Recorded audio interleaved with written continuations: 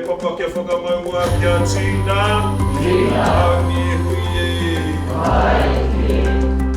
the question that I want you to consider while you're listening to our panellists talk today.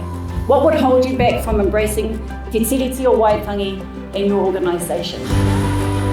Today we're here to talk about prosperity in our sense of nationhood and to explore how the Treaty of Waitangi, Te Tiriti or Waitangi, two different documents that are aligned, if I might say that, provides much needed guidance for these conversations, and also how our roles as business and thought leaders might assist and enable the emergence of a stronger Āotearoa for Māori as tangata whenua, for Pākehā as tangata tiriti, and for all peoples for whom Āotearoa is now home.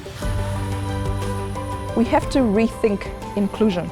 We have to recognise the sovereignty of Māori as something distinct and autonomous that must be afforded recognition. We need to consider Te Ao Māori as a whole system which is equal to Western world systems. Once we fully recognise, respect and uphold the expression of a truly Te Ao Māori view, it paves the way to include others with different views, different cultures, different perspectives, ethnicities, gender and ability. At an organisational level, I'd say invest, empower, aka get out of the way, and provide cover. Be vulnerable, be clumsy. We're working through nationhood. It's not going to be easy.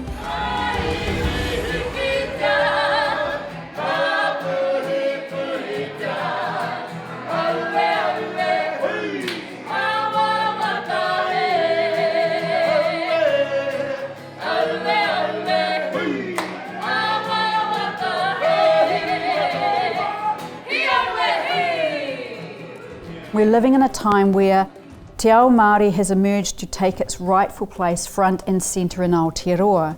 Some of us may not be ready for the conversation, you may not be interested in the discussion, you may not care. In which case, we see you and I acknowledge that decision, and I would ask that you step out of my way. Because in order for us to stand strongly and lead Āotearoa through the volatility and the turbulence that we are experiencing now, we need to be prepared to respect the partnership principles that are provided for in the Treaty of Waitangi and Te Tiriti or Waitangi.